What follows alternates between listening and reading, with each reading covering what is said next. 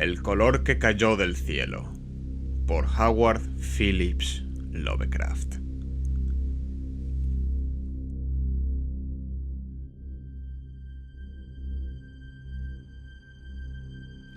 Al oeste de Arkham, las colinas se yerguen selváticas y hay valles con profundos bosques en los cuales no ha resonado nunca el sonido de un hacha. Hay angostas y oscuras cañadas donde los árboles se inclinan fantásticamente y donde discurren estrechos arroyuelos que nunca han captado el reflejo de la luz del sol. En las laderas menos agrestes hay casas de labor, antiguas y rocosas, con edificaciones cubiertas de musgo, rumiando eternamente en los misterios de la Nueva Inglaterra. Pero todas ellas están ahora vacías, con las amplias chimeneas desmoronándose y las paredes paneándose debajo de los techos a la holandesa. Sus antiguos moradores se marcharon y a los extranjeros no les gusta vivir allí. Los franco-canadienses lo han intentado, los italianos lo han intentado, y los polacos llegaron y se marcharon. Y ello no es debido a nada que pueda ser oído, visto o tocado, sino a causa de algo puramente imaginario. El lugar no es bueno para la imaginación y no aporta sueños tranquilizadores por la noche. Esto debe ser lo que mantiene a los extranjeros lejos del lugar, ya que el viejo Amy Pierce no les ha contado nunca lo que él recuerda de los extraños días.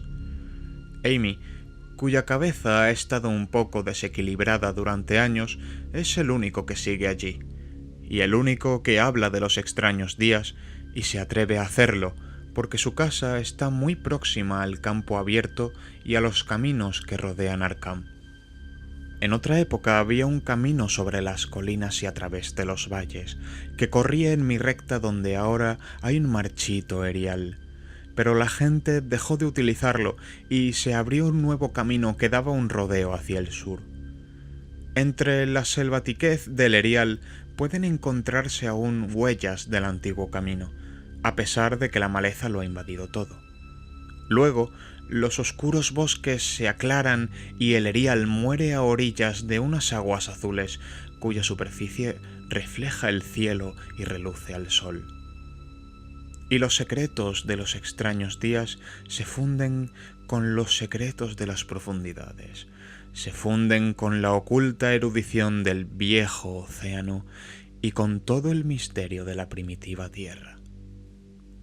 Cuando llegué a las colinas y valles para acotar los terrenos destinados a la nueva alberca, me dijeron que el lugar estaba embrujado. Esto me dijeron en Arkham, y como se trata de un pueblo muy antiguo, lleno de leyendas de brujas, pensé que lo de embrujado debía ser algo que las abuelas habían susurrado a los chiquillos a través de los siglos. El nombre de Marchito Erial me pareció muy raro y teatral, y me pregunté cómo habría llegado a formar parte de las tradiciones de un pueblo puritano.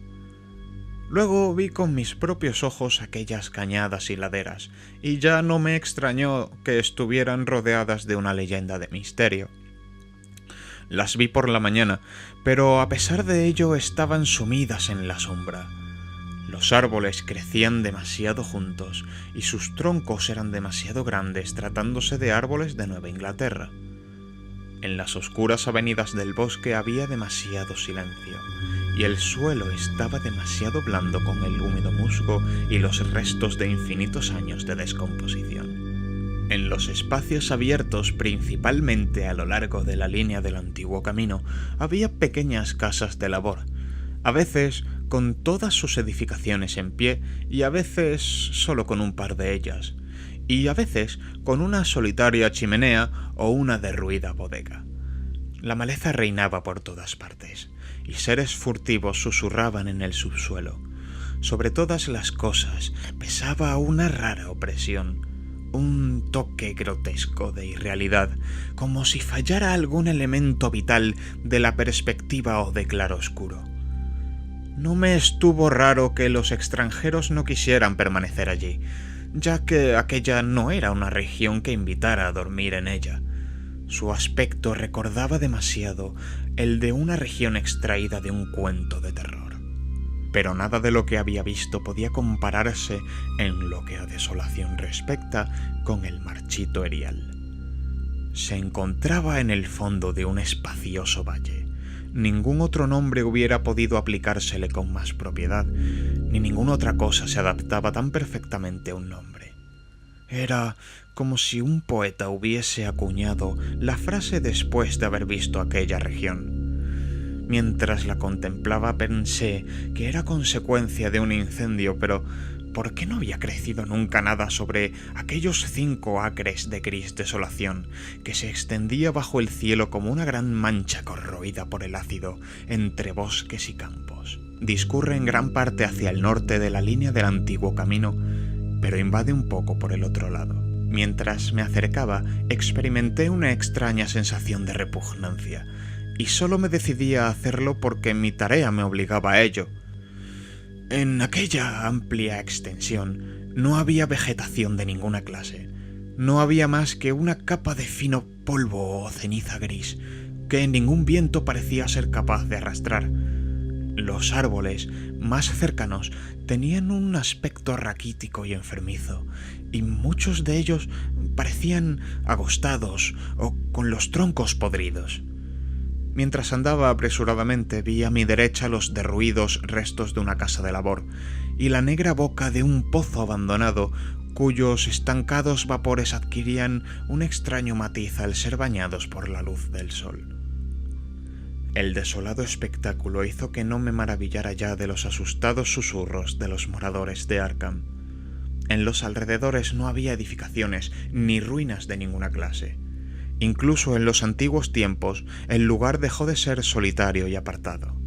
Y a la hora del crepúsculo, temeroso de pasar de nuevo por aquel ominioso lugar, tomé el camino hacia el sur, a pesar de que significaba dar un gran rodeo.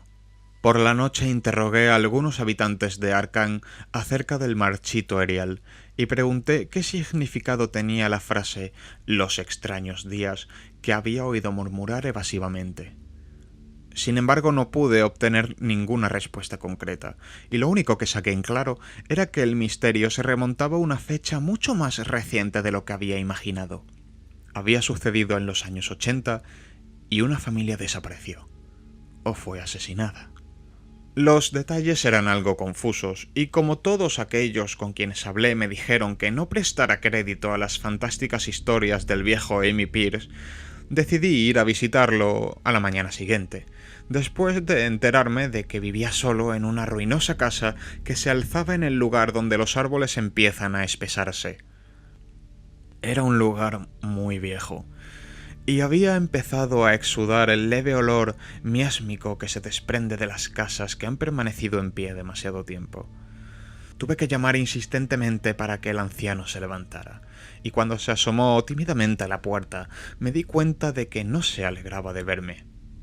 No estaba tan débil como yo había esperado, sin embargo sus ojos parecían desprovistos de vida, y sus andrajosas ropas y su barba blanca le daban un aspecto gastado y decaído. No sabiendo cómo enfocar la conversación para que me hablara de sus fantásticas historias, fingí que me había llevado hasta allí la tarea a la que estaba entregado. Amy Pierce era un hombre más culto y más educado de lo que me habían dado a entender, y se mostró más comprensivo que cualquiera de los hombres con los cuales había hablado en Arkham.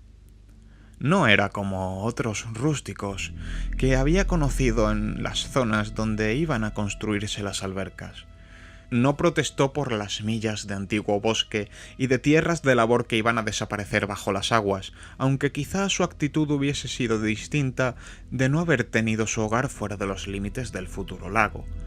Lo único que mostró fue alivio ante la idea de que los valles por los cuales había vagabundeado toda su vida iban a desaparecer.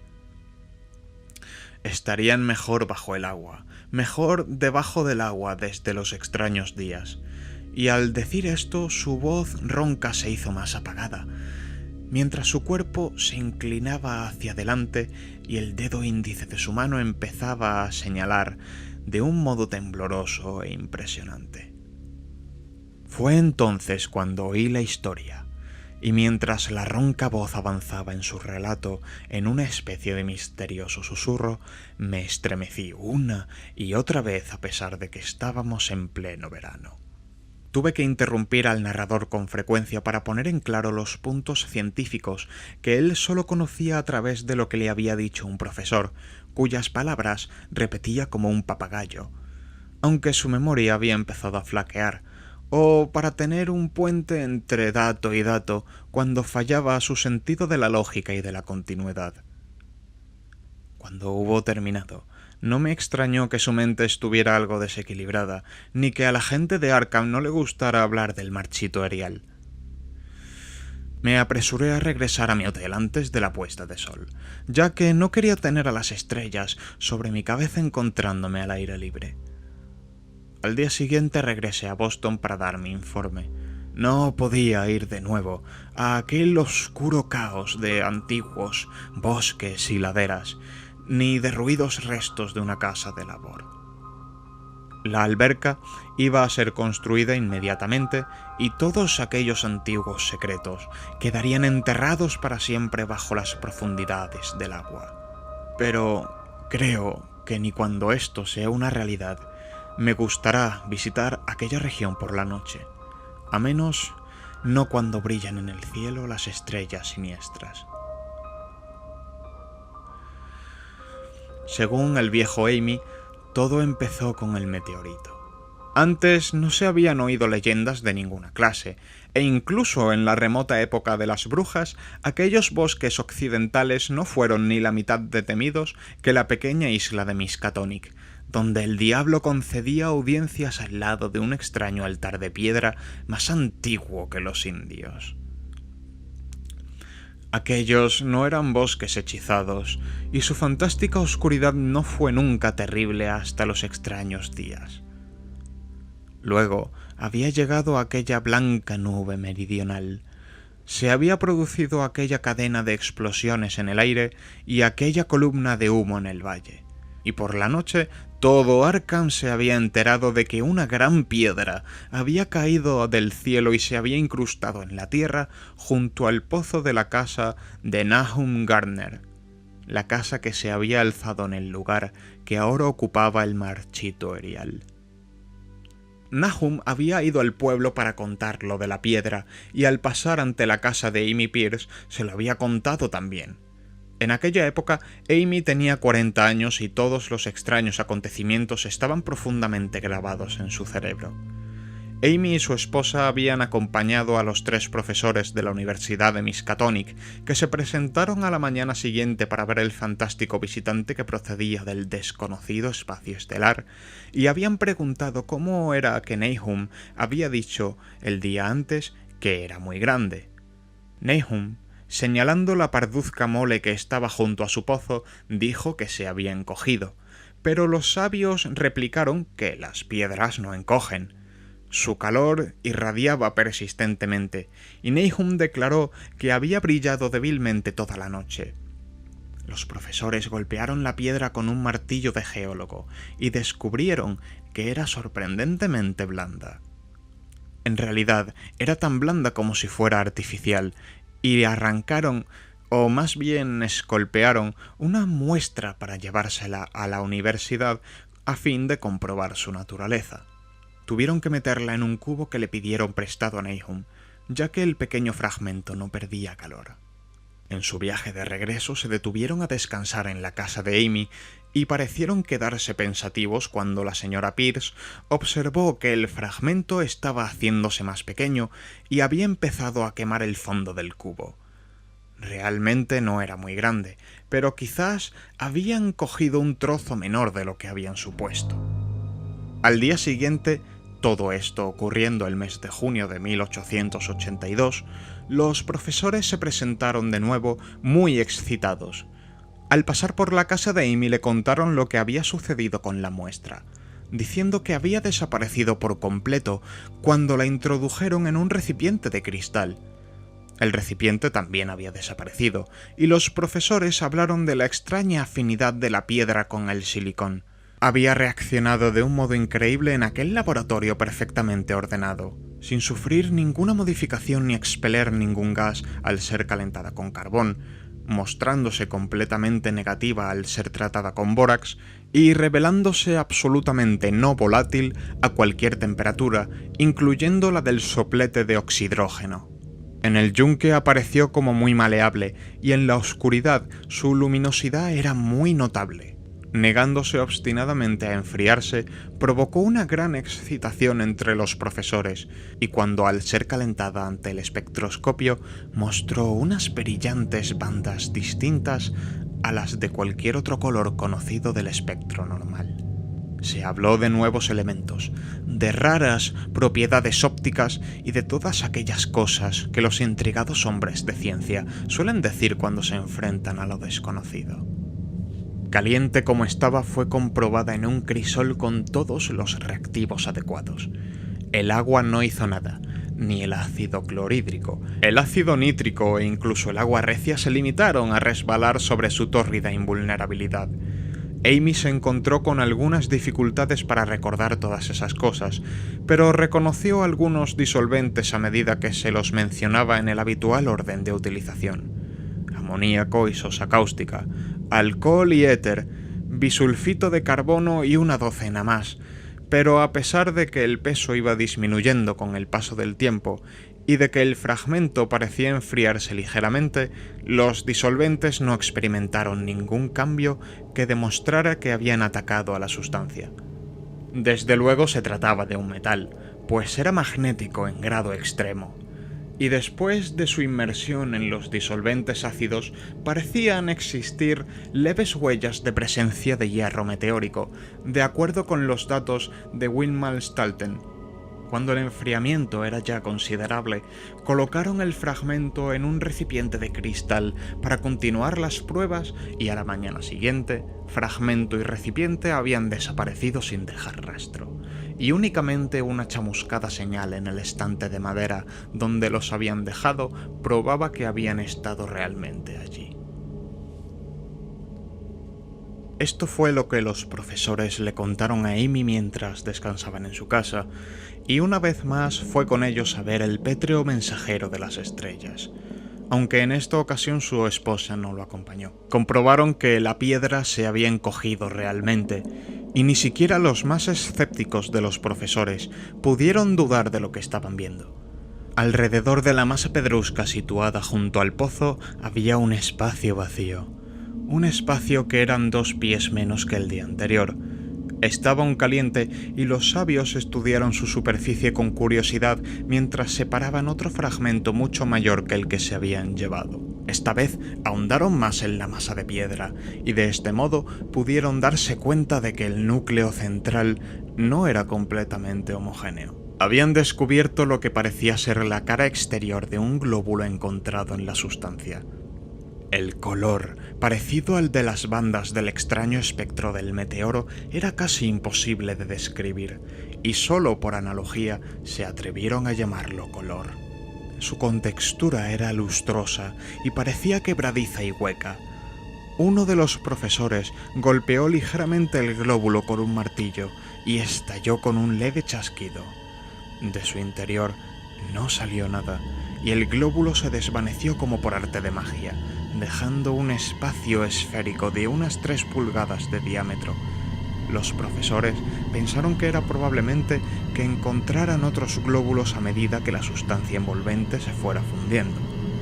La conjetura era equivocada, ya que los investigadores no consiguieron encontrar otro glóbulo, a pesar de que taladraron la masa por diversos lugares. En consecuencia, decidieron llevarse la nueva muestra que habían recogido y cuya conducta en el laboratorio fue tan desconcertante como la de su predecesora. Aparte de ser casi plástica, de tener calor, magnetismo y cierta luminosidad, de enfriarse levemente en poderosos ácidos, de perder peso y volumen en el aire y de atacar a los compuestos de silicón con el resultado de una mutua destrucción, la piedra no presentaba características de identificación. Y al fin de las pruebas, los científicos de la universidad se vieron obligados a reconocer que no podían clasificarla. No era nada de este planeta, sino un trozo del espacio exterior, y como tal estaba dotado de propiedades exteriores y desconocidas, y obedecía a leyes exteriores y desconocidas. Aquella noche hubo una tormenta, y cuando los profesores acudieron a casa de Nahum al día siguiente se encontraron con una desagradable sorpresa. La piedra, magnética como era, debió poseer alguna peculiar propiedad eléctrica, ya que había atraído al rayo, como dijo Nahum, con una singular persistencia. En el espacio de una hora el granjero vio cómo el rayo hería 6 veces a la masa que se encontraba junto al pozo, y al cesar la tormenta descubrió que la piedra había desaparecido. Los científicos, profundamente decepcionados tras comprobar el hecho de la total desaparición, decidieron que lo único que podían hacer era regresar al laboratorio y continuar analizando el fragmento que se habían llevado el día anterior y que como medida de precaución habían encerrado en una caja de plomo. El fragmento duró una semana, transcurrida la cual no se había llegado a ningún resultado positivo. La piedra desapareció sin dejar ningún residuo, y con el tiempo los profesores apenas creían que habían visto realmente aquel misterioso vestigio de los insondables abismos exteriores, aquel único, fantástico mensaje de otros universos y otros reinos de materia, energía y entidad. Como era lógico, los periódicos de Arkham hablaron mucho del incidente y enviaron sus reporteros a entrevistar a Nahum y a su familia. Un rotativo de Boston envió también un periodista y Nahum se convirtió rápidamente en una especie de celebridad local. Era un hombre delgado de unos 50 años que vivía con su esposa y sus 3 hijos del producto de lo que cultivaba en el valle. Él y Amy se hacían frecuentes visitas, lo mismo que sus esposas, y Amy solo tenía frases de elogio para él después de todos aquellos años. Parecía estar orgulloso de la atención que había despertado el lugar, y en las semanas que siguieron a su aparición y desaparición, habló con frecuencia del meteorito. Los meses de julio y agosto fueron cálidos, y Nahum trabajó de firme en sus campos, y las faenas agrícolas lo cansaron más de lo que lo habían cansado otros años, por lo que llegó a la conclusión de que los años habían empezado a pasarle. Luego llegó la época de la recolección. Las peras y las manzanas maduraban lentamente, y Nahum aseguraba que sus huertos tenían un aspecto más floreciente que nunca. La fruta crecía hasta alcanzar un tamaño fenomenal y un brillo musitado, y su abundancia era tal que Nahum tuvo que comprar unos cuantos barriles más a fin de poder embalar la futura cosecha. Pero con la maduración llegó una desagradable sorpresa, ya que toda aquella fruta de opulenta presencia resultó incomible. En vez del delicado sabor de las peras y las manzanas, la fruta tenía un amargor insoportable. Lo mismo ocurrió con los melones y los tomates, y Nahum vio con tristeza cómo se perdía toda su cosecha. Buscando una explicación a aquel hecho, no tardó en declarar que el meteorito había envenenado el suelo, y dio gracias al cielo porque la mayor parte de las otras cosechas se encontraban en las tierras altas a lo largo del camino. El invierno se presentó muy pronto y fue muy frío. Amy veía a Nahum con menos frecuencia que de costumbre, y observó que empezaba a tener un aspecto preocupado. También el resto de la familia había asumido un aire taciturno, y fueron espaciando sus visitas a la iglesia y su asistencia a los diversos acontecimientos sociales de la comarca.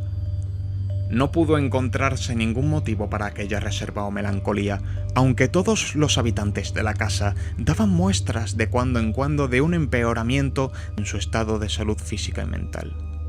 Esto se hizo más evidente cuando el propio Nahum declaró que estaba preocupado por ciertas huellas de paso que había visto en la nieve.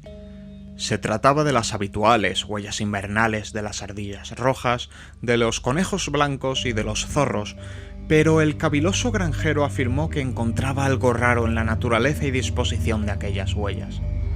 No fue más explícito, pero parecía creer que no era característica de la anatomía y de la costumbre de aquellas ardillas, zorros y conejos. Amy no hizo mucho caso de todo esto hasta que una noche se pasó por delante de la casa de Nahum en su trineo, en su camino de regreso a Clark's Corners. En el cielo brillaba la luna, y un conejo cruzó corriendo el camino, y los saltos de aquel conejo eran más largos de lo que le hubiera gustado a Amy y a su caballo. Este último, en realidad, se hubiera desbocado si su dueño no hubiera empujado las riendas con mano firme. A partir de entonces, Amy mostró un mayor respeto por las historias que contaba Nahum y se preguntó por qué los perros de Gardner parecían estar tan asustados y temblorosos cada mañana. Incluso habían perdido el ánimo para ladrar. En el mes de febrero los chicos de McGregor y de Meadow Hill salieron a cazar marmotas y no lejos de la tierra de los Gardner capturaron un ejemplar muy especial. Las proporciones de su cuerpo parecían ligeramente alteradas de un modo muy raro, imposible de describir, en tanto que su rostro tenía una expresión que hasta entonces nadie había visto en el rostro de una marmota. Los chicos quedaron francamente asustados y tiraron inmediatamente al animal, de modo que por la comarca solo circuló la grotesca historia que los mismos chicos contaron. Pero esto, unido a la historia del conejo que asustaba a los caballos en las inmediaciones de la casa de Nahum, dio pie a que empezara a tomar cuerpo una leyenda, susurrada en voz baja. La gente aseguraba que la nieve se había fundido mucho más rápidamente en los alrededores de la casa de Nahum que en otras partes, y a principios de marzo se produjo una agitada discusión en la tienda de Potter, de Clark's Corners. Stephen Rice había pasado por las tierras de Gardner a primera hora de la mañana y se había dado cuenta de que la hierba fétida empezaba a crecer en todo el fangoso suelo. Hasta entonces no se había visto hierba fétida de aquel tamaño, y su color era tan raro que no podía ser descrito con palabras. Sus formas eran monstruosas, y el caballo había relinchado lastimeramente ante la presencia de un hedor que hirió también desagradablemente el olfato de Stephen. Aquella misma tarde varias personas fueron a ver con sus propios ojos aquella anomalía, y todas estuvieron de acuerdo en que las plantas de aquella clase no podían brotar en un mundo saludable.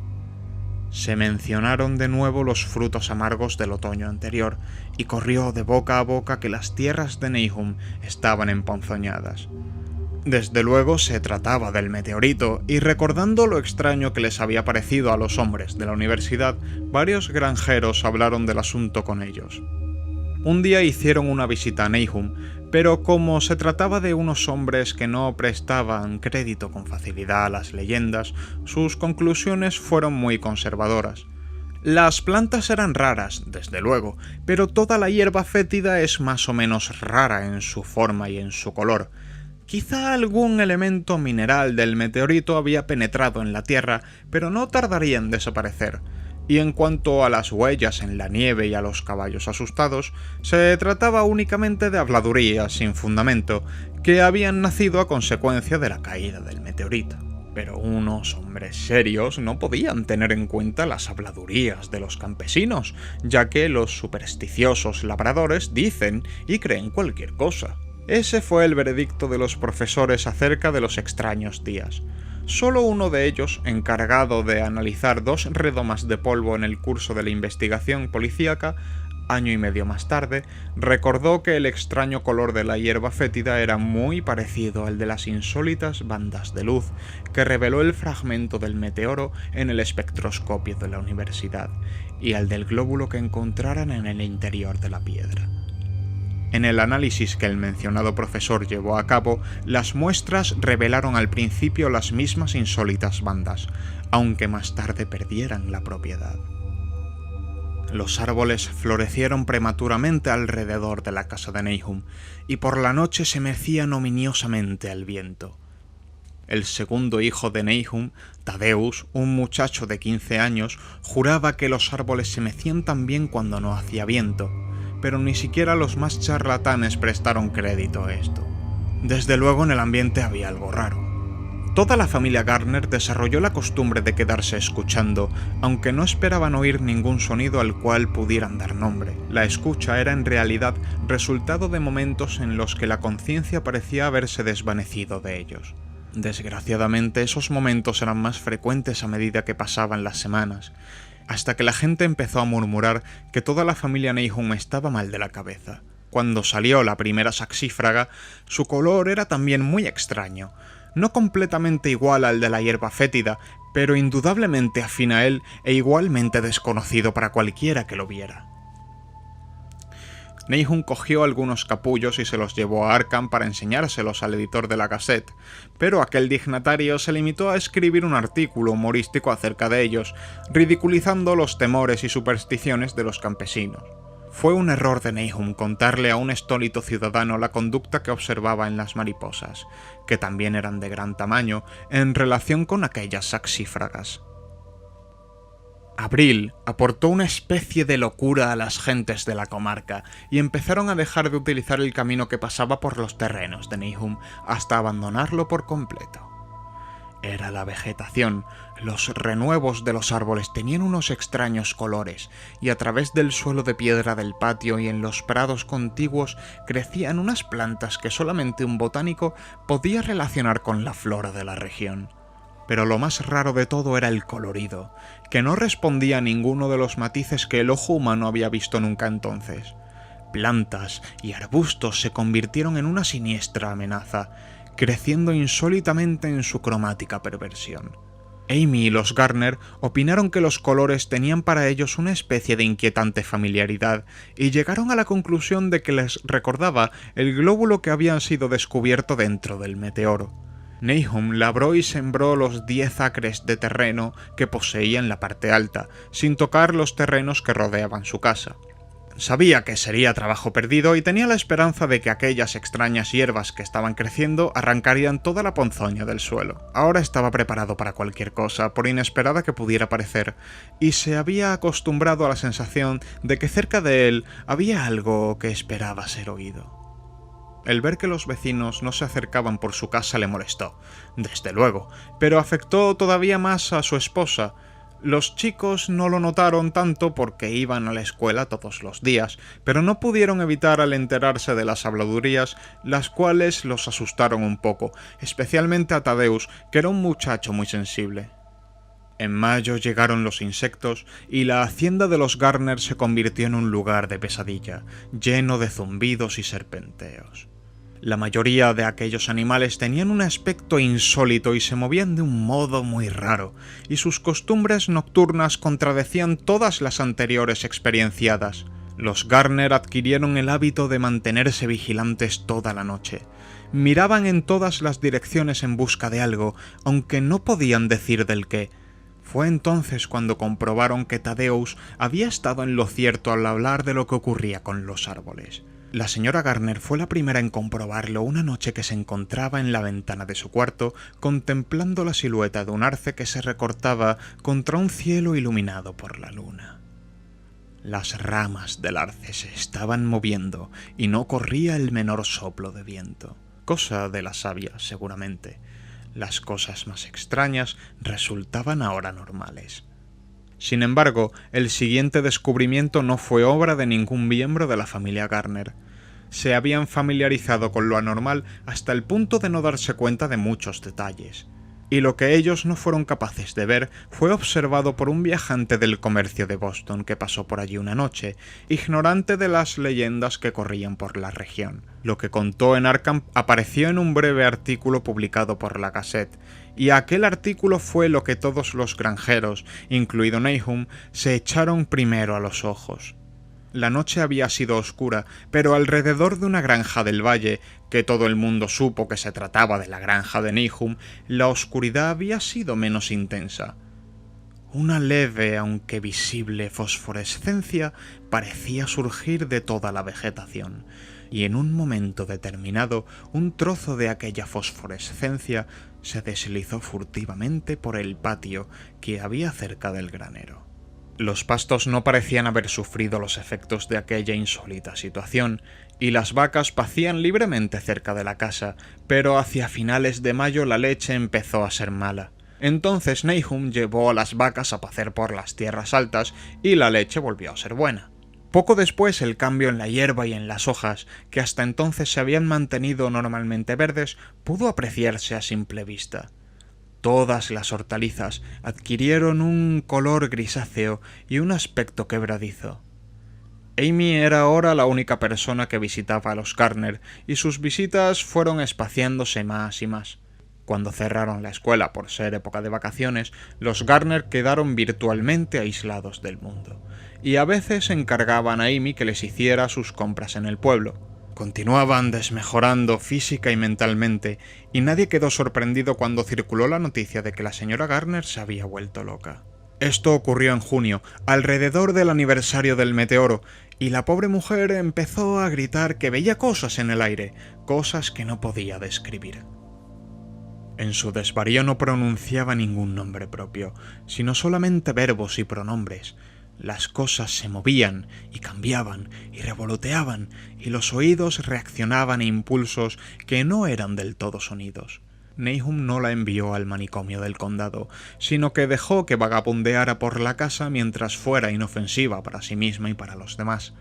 Cuando su estado empeoró no hizo nada, pero cuando los chicos empezaron a asustarse y Thaddeus casi se desmayó al ver la expresión en el rostro de su madre al mirarlo, Nahum decidió encerrarla en el ático. En julio la señora Garner dejó de hablar y empezó a arrastrarse a 4 patas, y antes de terminar el mes, Nahum se dio cuenta de que su esposa era ligeramente luminosa en la oscuridad, tal como ocurría con la vegetación de los alrededores de la casa. Esto sucedió poco antes de que los caballos se diesen a la fuga. Algo los había despertado durante la noche, y sus relinchos y su cocear habían sido algo terrible.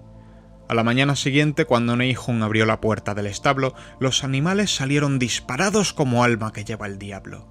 Nahum tardó una semana en localizar a los 4 y cuando los encontró se vio obligados a matarlos porque se habían vuelto locos y no había quien los manejara. Nahum le pidió prestado un caballo a Amy para acarrear el heno, pero el animal no quiso acercarse al granero.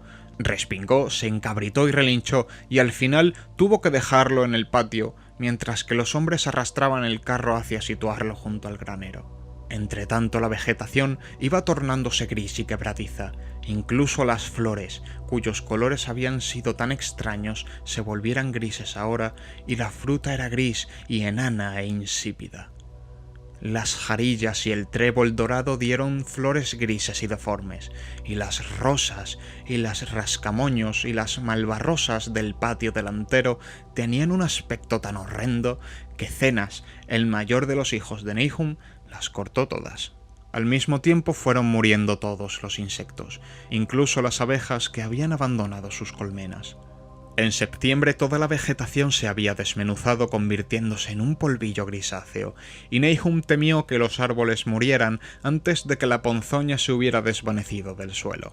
Por si fuera poco, su esposa tenía ahora accesos de furia, durante los cuales profería unos gritos terribles, y Nahum y sus hijos vivían en un estado de perpetua tensión nerviosa.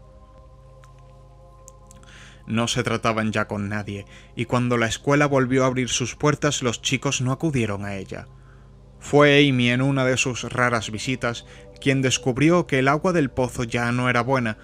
Tenía un gusto endiablado que no era exactamente ni fétido ni exactamente salobre, y Amy aconsejó a su amigo que excavara otro pozo en las tierras altas para utilizarlo hasta que el suelo volviera a ser bueno. Sin embargo, Nahum no hizo el menor caso de aquel consejo, ya que había llegado a impermeabilizarse contra las cosas raras y desagradables. Él y sus hijos siguieron utilizando la teñida agua del pozo, bebiéndola con la misma indiferencia con la que comían sus escasos y mal cocidos alimentos, y con que realizaban sus improductivas y monótonas tareas a través de unos días sin objetivo. Había algo de estólida resignación en todos ellos, como si anduvieran en otro mundo entre hileras de anónimos guardianes hacia un lugar familiar y seguro. Thaddeus se volvió loco en septiembre después de una visita al pozo. Había ido allí con un cubo y había regresado con las manos vacías, encogiendo y agitando los brazos y murmurando algo acerca de los colores movibles que había allí abajo. 2 locos en una familia representaban un grave problema, pero Nahum se portó valientemente. Dejó que el muchacho se moviera a su antojo durante una semana, hasta que empezó a portarse peligrosamente, y entonces lo encerró en el ático, enfrente de la habitación ocupada por su madre. El modo como se gritaban el uno al otro desde detrás de sus cerradas puertas era algo terrible. especialmente para el pequeño Merwin, que imaginaba que su madre y su hermano hablaban en algún terrible lenguaje que no era de este mundo. Merwin se estaba convirtiendo en un chiquillo peligrosamente imaginativo, y su estado empeoró desde que encerraron al hermano, que había sido su mejor compañero de juegos. Casi al mismo tiempo empezó la mortalidad entre el ganado. Las aves de corral adquirieron un color gris y murieron rápidamente. Los cerdos empezaron a engordar desordenadamente y luego empezaron a experimentar repugnantes cambios que nadie podía explicar. Su carne era desaprovechable, desde luego, y Nahum no sabía qué pensar ni qué hacer. Ningún veterinario rural quiso acercarse a su casa, y el veterinario de Arkham quedó francamente desconcertado. La cosa resultaba tanto más inexplicable por cuanto aquellos animales no habían sido alimentados con la vegetación emponzoñada. Luego les llegó el turno a las vacas. Ciertas zonas, y a veces el cuerpo entero, aparecieron anormalmente hinchadas o comprimidas, y aquellos síntomas fueron seguidos de atroces colapsos o desintegraciones. En las últimas fases, que siempre terminaban con la muerte, adquirían un color grisáceo y un aspecto quebradizo, tal como había ocurrido con los cerdos. En el caso de las vacas no podía hablarse de veneno, ya que estaban encerradas en el establo, y ninguna mordedura de un animal salvaje podía haber inoculado el virus, ya que no hay ningún animal terrestre que pueda pasar a través de obstáculos sólidos. Debía tratarse de una enfermedad natural, aunque resultaba imposible conjetar qué clase de enfermedad producía aquellos terribles resultados.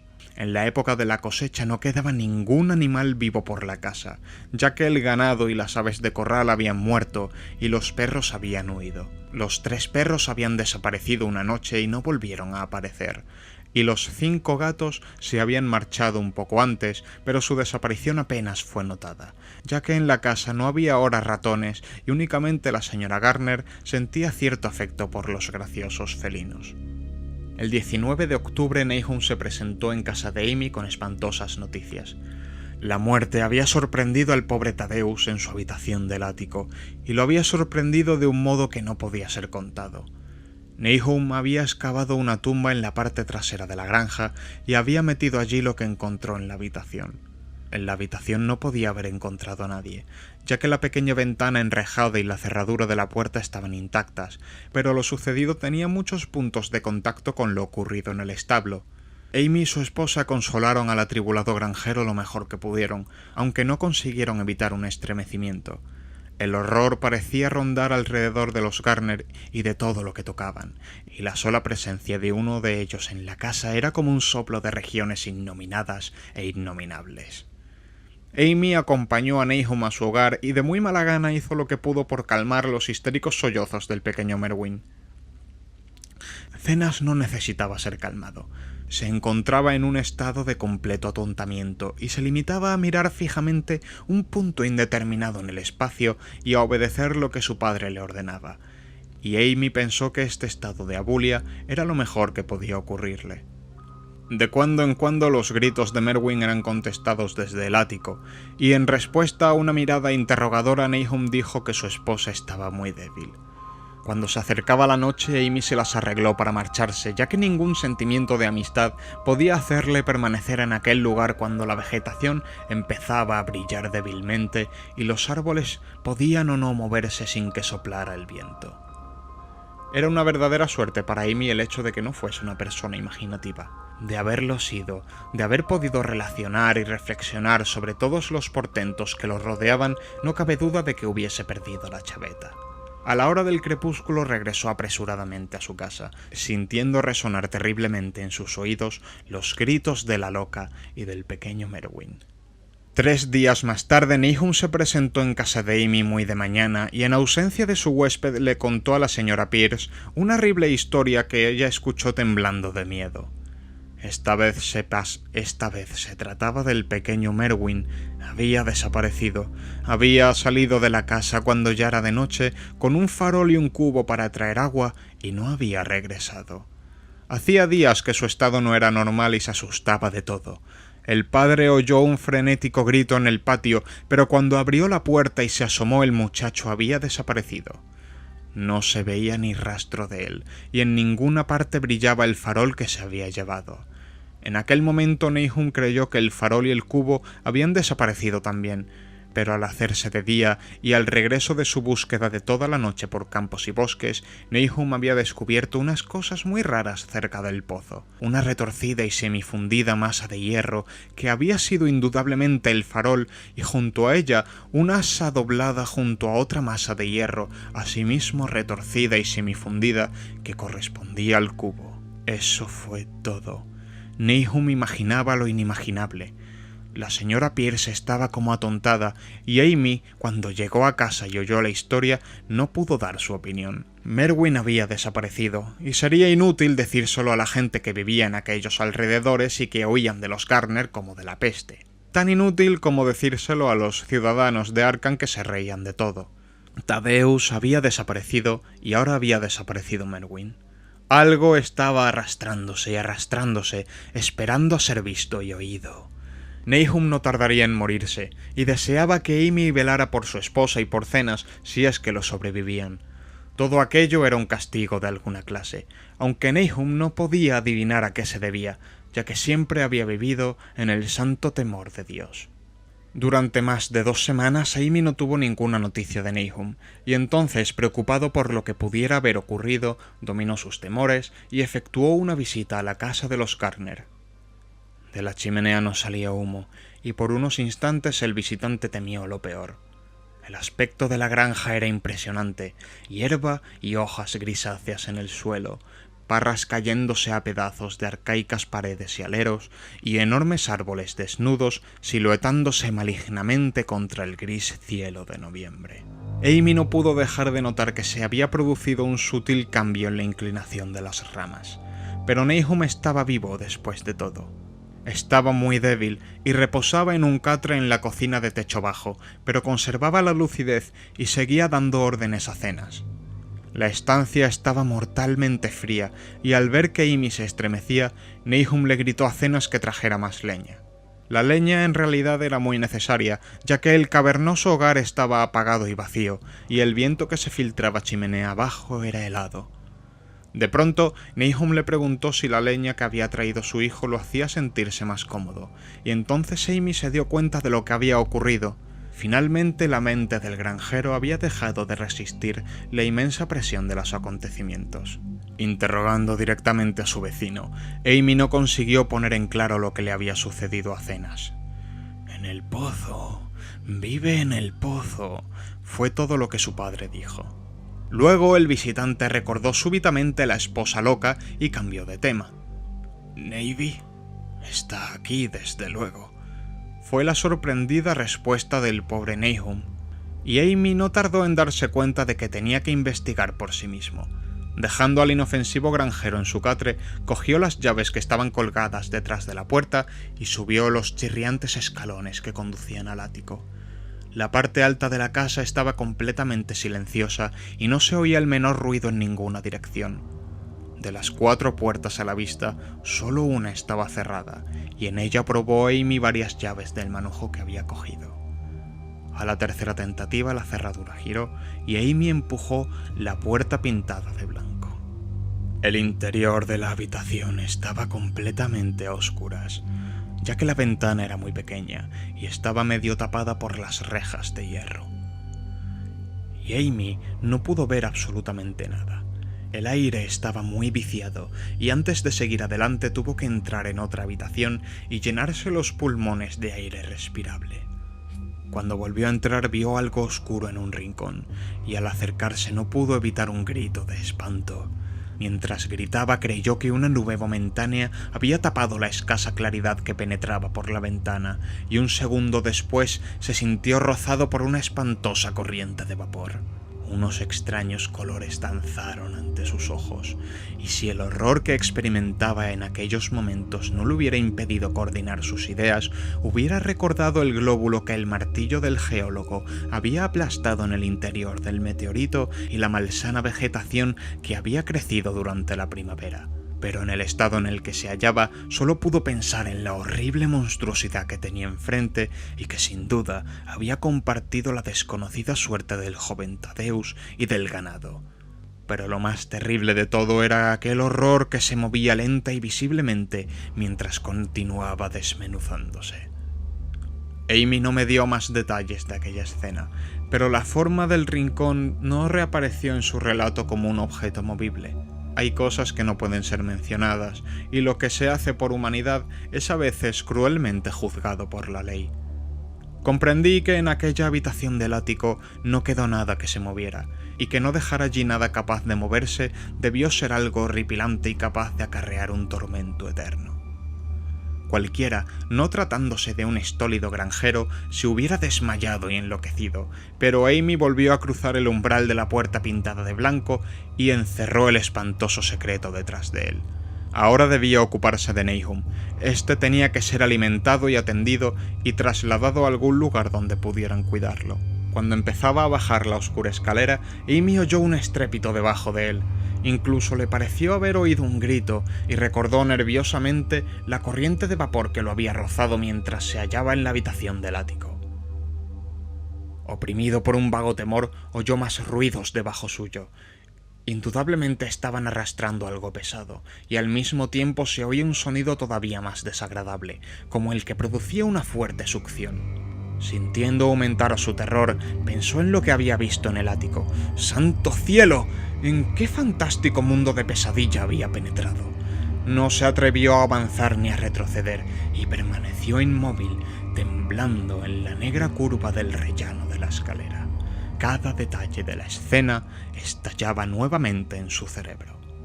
De repente se oyó un frenético relincho proferido por el caballo de Amy, seguido inmediatamente por un ruido de cascos que hablaba de una precipitada fuga.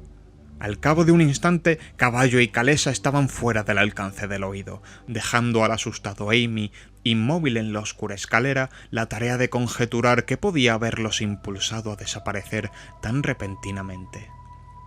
Pero aquello no fue todo. Se produjo otro ruido fuera de la casa, una especie de chapoteo en el agua. Debió de haber sido en el pozo.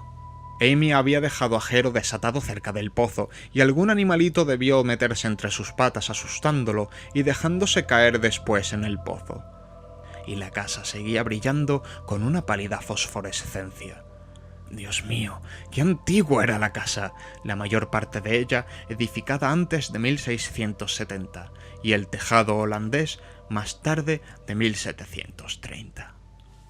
En aquel momento se oyó el ruido de algo que se arrastraba por el suelo de la planta baja, y Amy aferró con fuerza el palo que había cogido en el ático sin ningún propósito determinado.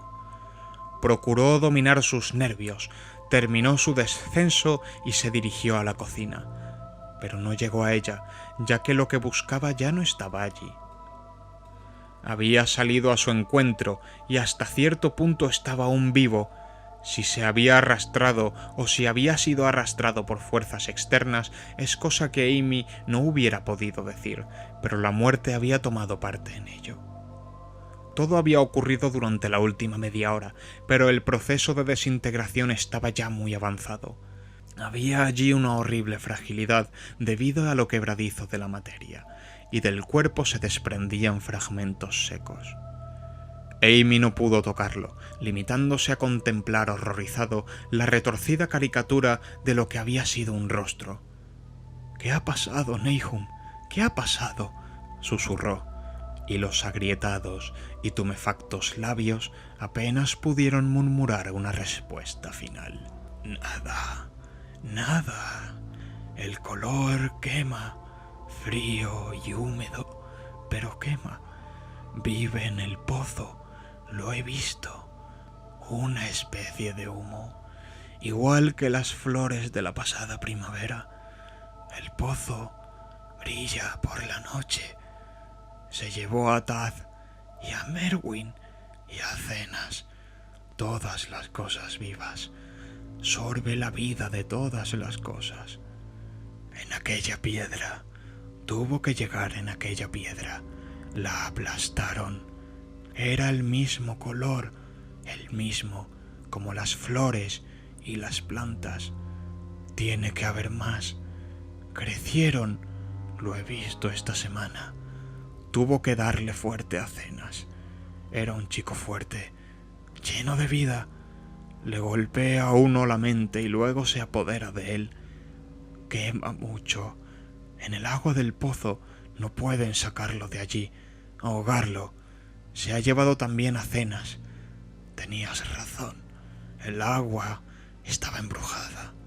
¿Cómo está Navy, Amy? Mi cabeza no funciona. No sé cuánto hace que no le he subido comida. La cosa la atacó también a ella. El color.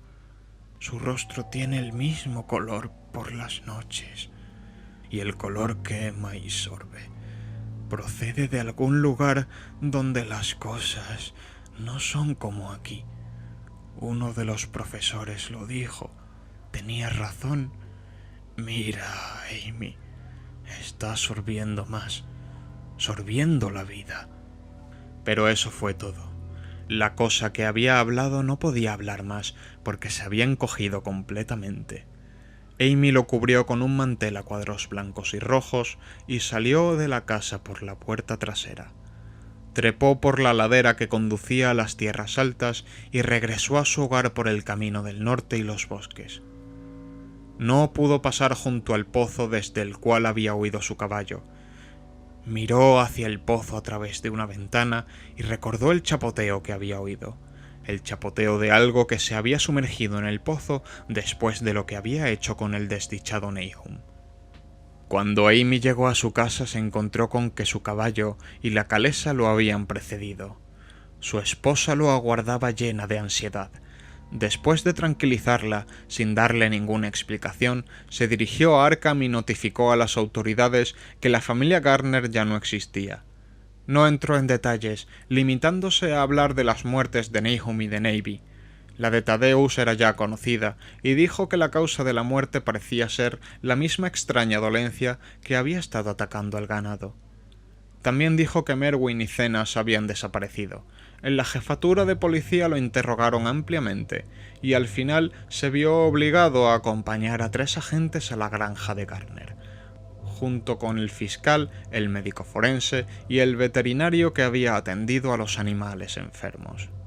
Amy se fue con ellos de muy mala gana, ya que la tarde estaba muy avanzada y temía que la noche lo cogiera en aquel lugar maldito, aunque era un consuelo saber que iba a estar acompañado de tantos hombres. Los 6 hombres montaron en un carro, siguiendo a la calesa de Amy, y llegaron a la granja alrededor de las 4. A pesar de que los agentes estaban acostumbrados a presenciar espectáculos horripilantes, todos se estremecieron a la vista de lo que fue encontrado debajo del mantel a cuadros rojos y blancos, y en la habitación del ático. El aspecto de la granja, con su desolación gris, era ya bastante terrible, pero aquellos 2 retorcidos objetos sobrepasaron toda la medida del horror. Nadie pudo contemplarlos más allá de unos segundos, e incluso el médico forense admitió que allí había muy poco que examinar. Podían analizarse unas muestras, desde luego, de modo que él mismo se encargó de agenciárselas. Y al parecer aquellas muestras provocaron el más inextricable rompecabezas con que se enfrentaría nunca el laboratorio de la universidad. Bajo el estetoscopio, las muestras revelaron un espectro desconocido, muchas de cuyas bandas eran iguales a las que había revelado el extraño meteoro al ser analizado. La propiedad de emitir aquel espectro se desvaneció en un mes, y el polvo consistía principalmente en fosfatos y carbonatos alcalinos.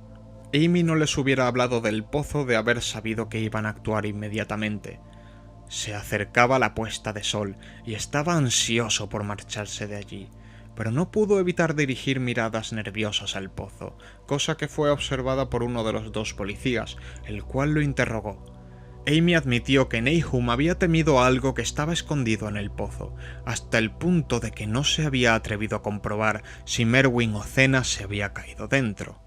La policía decidió vaciar el pozo y explorarlo inmediatamente, de modo que Amy tuvo que esperar, temblando, mientras el pozo era vaciado cubo a cubo. El agua hedía de un modo insoportable, y los hombres tuvieron que taparse las narices con sus pañuelos para poder terminar la tarea. Menos mal que el trabajo no fue tan largo como habían creído, ya que el nivel del agua era sorprendentemente bajo. No es necesario hablar con demasiados detalles de lo que encontraron. Merwin y Zenas estaban allí los 2, aunque sus rostros eran principalmente esqueléticos.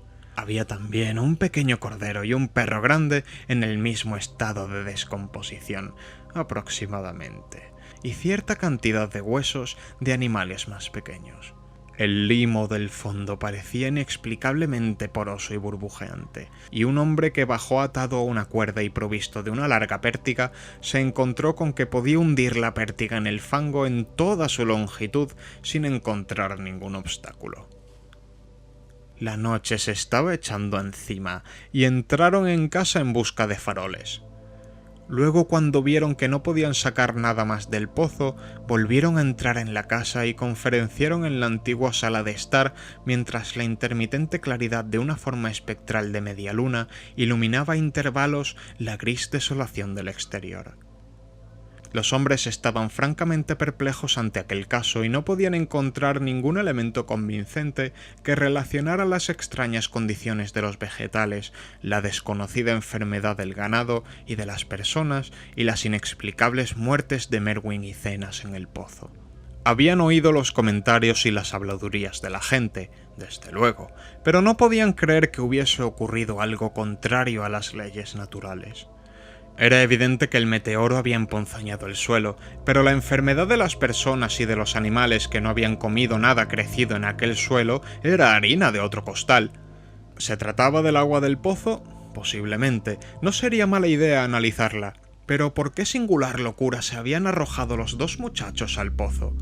Habían actuado de un modo muy similar, y sus restos demostraban que los dos habían padecido a causa de la muerte quebradiza y gris. ¿Por qué todas las cosas se volvían grises y quebradizas? El fiscal, sentado junto a una ventana que daba al patio, fue el primero en darse cuenta de la fosforescencia que había alrededor del pozo. La noche había caído del todo, y los terrenos que rodeaban a la granja parecían brillar débilmente con una luminosidad que no era la de los rayos de la luna.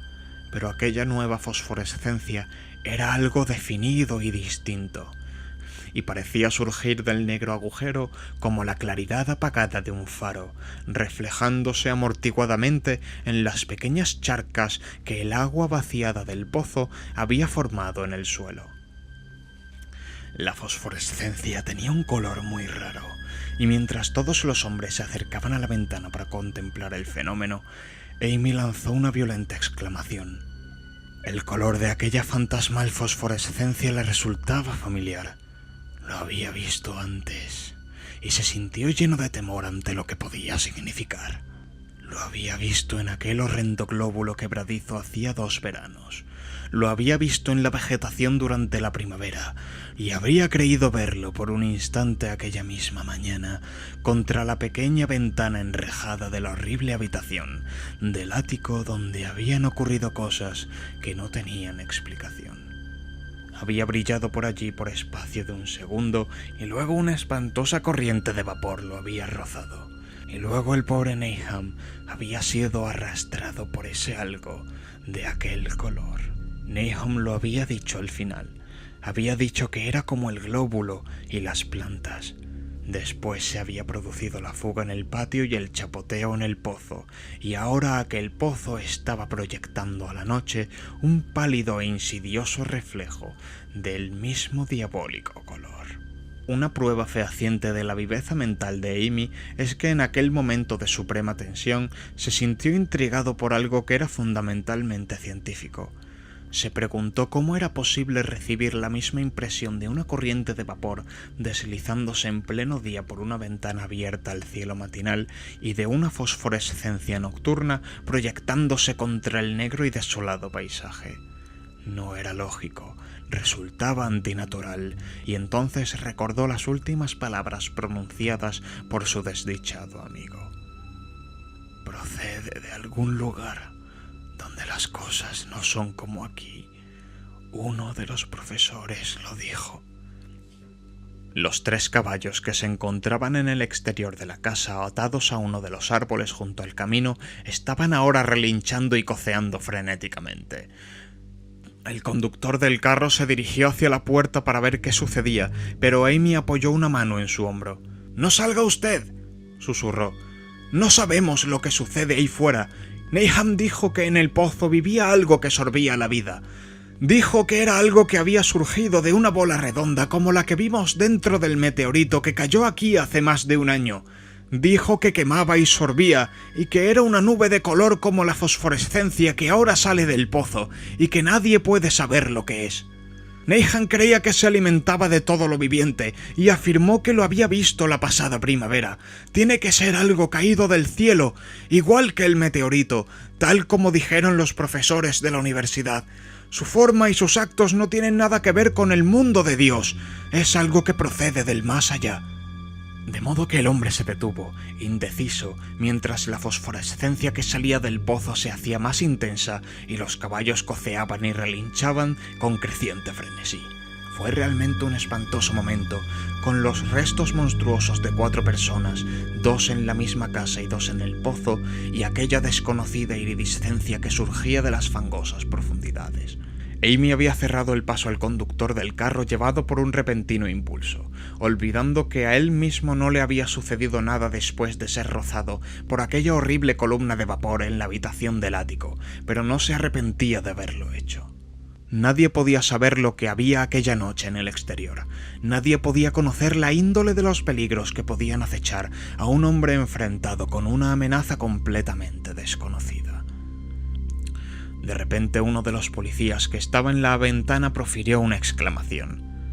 Los demás se le quedaron mirando y luego dirigieron la dirección de los ojos de su compañero. No había necesidad de palabras. Lo que había de discutible en las habladurías de los campesinos ya no podría ser discutido en adelante porque allí había 6 testigos de excepción. Media docena de hombres que, por la índole de sus profesiones, no creían más que lo que veían con sus propios ojos. Ante todo es necesario dejar por sentado que en aquella hora de la noche no soplaba ningún viento. Poco después empezó a soplar, pero en aquel momento el aire estaba completamente inmóvil, y sin embargo, en medio de aquella tensa y absoluta calma, los árboles del patio estaban moviéndose. Se movían morbosa y espasmódicamente, agitando sus desnudas ramas en convulsivas y epilépticas sacudidas, hacia las nubes bañadas por la luz de la luna, arañando con impotencia el aire inmóvil, como empujados por una misteriosa fuerza subterránea que ascendiera desde debajo de las negras raíces. Por espacio de unos segundos, todos los hombres reunidos en la granja de Garner contuvieron el aliento. Luego una nube más oscura que las demás veló la luna, y la silueta de las agitadas ramas se disipó momentáneamente. En aquel instante un grito de espanto se escapó de todas las gargantas, ya que el horror no se había desvanecido con la silueta, y en un pavoroso momento de oscuridad más profunda los hombres vieron retorcerse en la copa del más alto de los árboles 1.000.000 de diminutos puntos fosforescentes brillando como el fuego de San Telmo o como las lenguas de fuego que descienden sobre las cabezas de los apóstoles el día de Pentecostés. Era una monstruosa constelación de luces sobrenaturales, como un enjambre de luciérnagas necrófagas bailando una infernal zarabanda sobre una ciénaga maldita.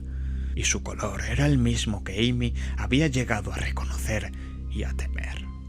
Entretanto, la fosforescencia del pozo se hacía cada vez más brillante, infundiendo en los hombres reunidos en la granja una sensación de anormalidad que anulaba cualquier imagen que sus mentes conscientes pudieran formar. Ya no brillaba, estaba vertiéndose hacia afuera, y mientras la informe corriente de indescriptible color abandonaba el pozo, parecía flotar directamente hacia el cielo. El veterinario se estremeció y se acercó a la puerta para echar la doble barra. Amy estaba también muy impresionado, y tuvo que limitarse a señalar con la mano por falta de voz cuando quiso llamar la atención de los demás sobre la creciente luminosidad de los árboles. Los relinchos de los caballos se habían convertido en algo espantoso, pero ni uno solo de aquellos hombres se hubiese aventurado a salir por nada del mundo. El brillo de los árboles fue en aumento, mientras sus inquietas ramas parecían extenderse más y más hacia la verticalidad. De pronto se produjo una intensa conmoción en el camino, y cuando Amy alzó la lámpara para que proyectara un poco más de claridad al exterior, comprobaron que los frenéticos caballos habían roto sus ataduras y huían enloquecidos con el carro. La impresión sirvió para soltar varias lenguas y se intercambiaron inquietos susurros. «Se extiende sobre las cosas orgánicas que hay por aquí», murmuró el médico forense. Nadie contestó, pero el hombre que había bajado al pozo aventuró la opinión de que su pértiga debió haber removido algo intangible. «Fue algo terrible», añadió. «No había fondo de ninguna clase, únicamente fango y burbujas y la sensación de algo oculto debajo». El caballo de Amy seguía coceando y relinchando desesperadamente en el camino exterior, y casi ahogó el débil sonido de la voz de su dueño mientras éste murmuraba sus desilvanadas reflexiones. «Salió de aquella piedra, fue creciendo y alimentándose de todas las cosas vivas. Se alimentaba de ellas, alma y cuerpo. Daz y Merwin, Zenas y Navy, Nahum fue el último. Todos bebieron agua de él, se apoderó de ellos. Llegó del más allá, donde las cosas no son como aquí, y ahora regresa al lugar donde procede». En aquel momento, mientras la columna de desconocido color brillaba con repentina intensidad y empezaba a entrelazarse, con fantásticas sugerencias, de forma que cada uno de los espectadores describió más tarde de un modo distinto, el desdichado Elo profirió un aullido que ningún hombre había oído nunca salir de la garganta de un caballo. Todos los que estaban en la casa se taparon los oídos, y Amy se apartó de la ventana horrorizado. Cuando miró de nuevo hacia el exterior, el pobre animal yacía inerte en el suelo bañado por la luz de la luna entre las astilladas varas de la calesa. Y allí se quedó hasta que lo enterraron el día siguiente.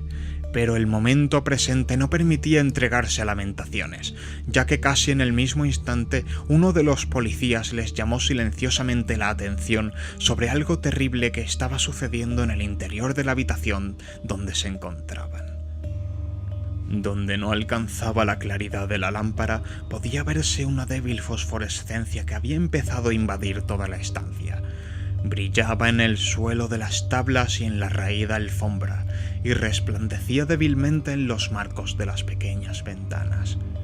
Corría de un lado a otro, llenando puertas y muebles.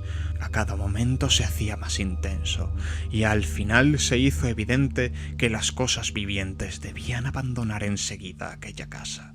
Amy les mostró la puerta trasera y el camino que conducía a las tierras altas. Avanzaron con paso inseguro, como sonámbulos, y no se atrevieron a mirar atrás hasta que llegaron al camino norte. Ninguno de ellos hubiera osado pasar por el camino que discurría junto al pozo.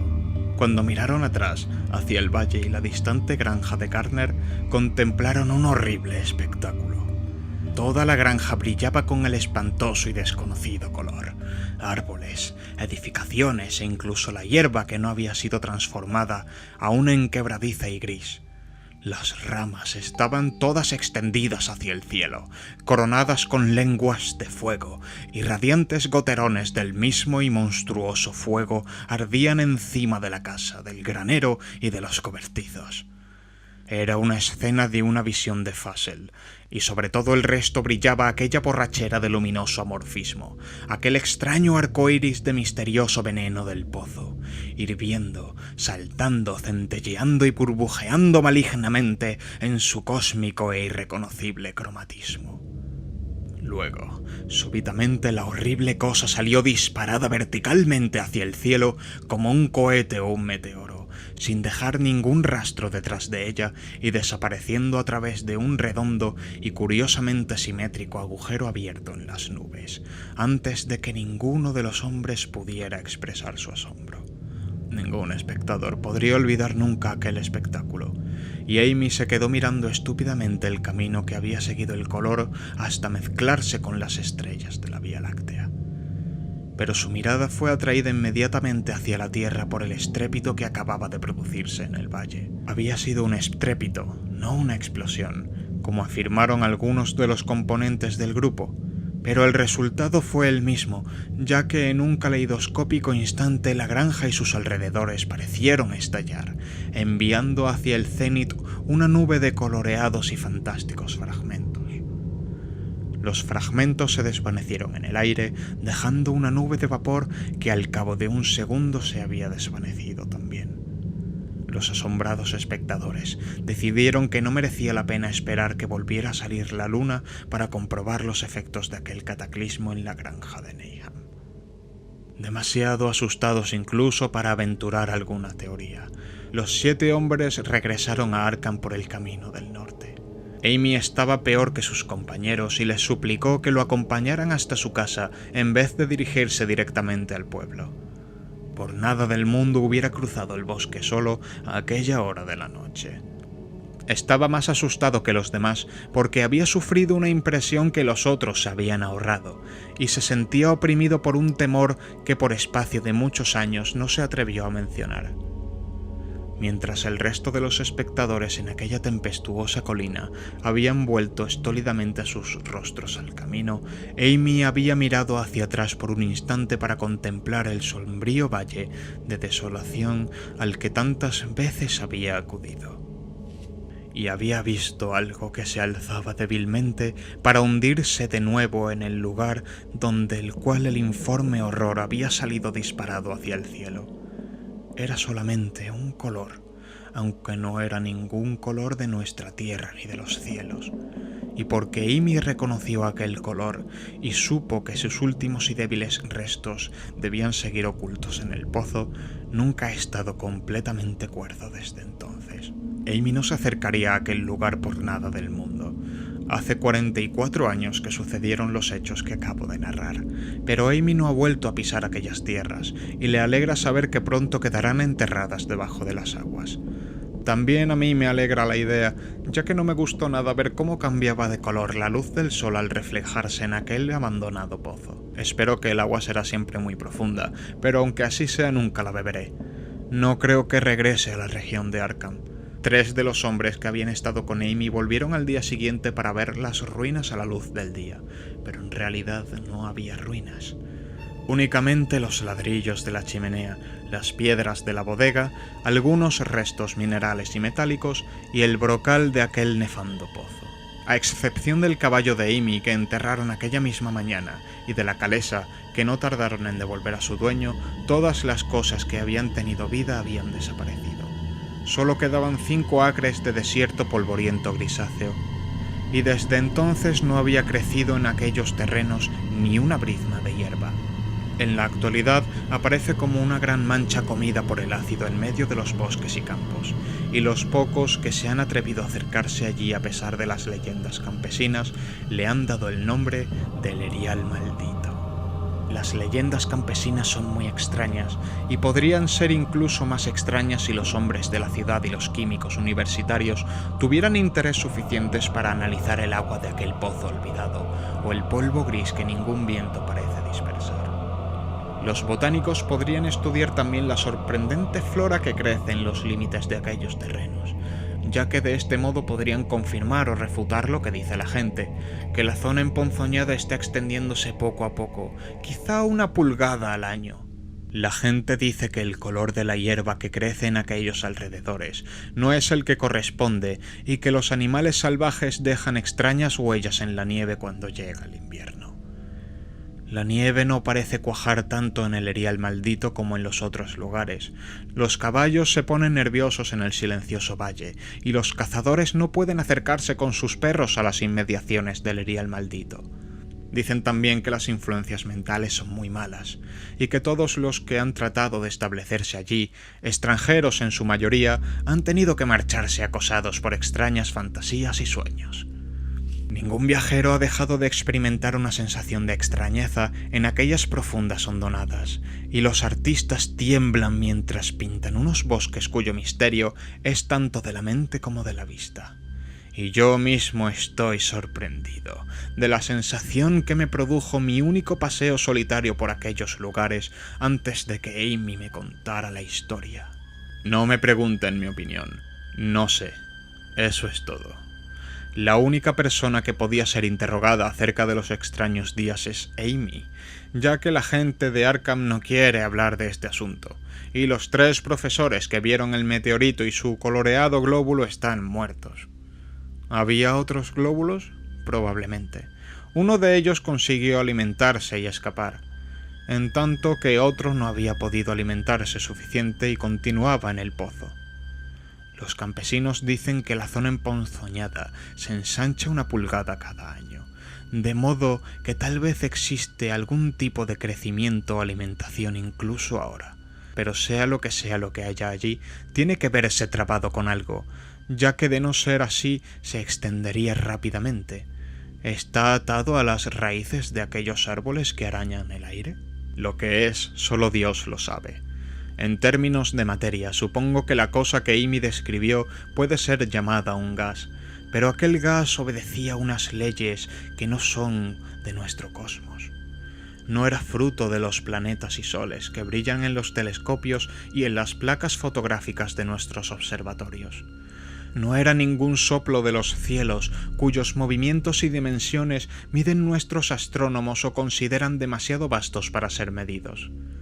No era más que un color surgido del espacio, un pavoroso mensajero de unos reinos del infinito situados más allá de la naturaleza que nosotros conocemos, de unos reinos cuya simple existencia aturde el cerebro con las inmensas posibilidades extracósmicas que ofrece a nuestra imaginación.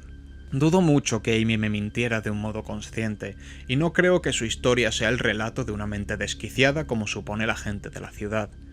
Algo terrible llegó a las colinas y los valles en aquel meteoro, y algo terrible, aunque ignoro en qué medida, sigue estando allí. Me alegra pensar que todos aquellos terrenos quedarán inundados por las aguas. Entretanto, espero que no le suceda nada a Amy. Vio tanto de la cosa, y su influencia era tan insidiosa. ¿Por qué no ha sido capaz de marcharse a vivir a otra parte? Amy es un anciano muy simpático y muy buena persona, y cuando la brigada de trabajadores empiece su tarea tengo que escribir al ingeniero jefe para que no lo pierda de vista. Me disgustaría recordarlo como una gris, retorcida y quebradiza monstruosidad de las que turban cada día más mi sueño.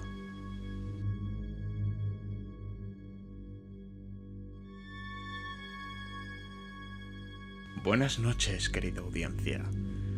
A todo aquel que haya llegado hasta este inhóspito punto, le doy las gracias de corazón por haber escuchado el relato, y espero que lo haya disfrutado tanto escuchándolo como yo locutándolo. Les deseo un feliz día y una feliz noche de Halloween, en la cual espero que inviertan asustándose, escuchando buenas historias de terror como la que nos ha procurado el maestro de Providence el día de hoy.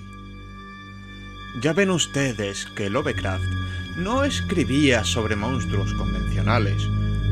No le gustaban los vampiros, los hombres lobo, las momias o los zombies, no señor.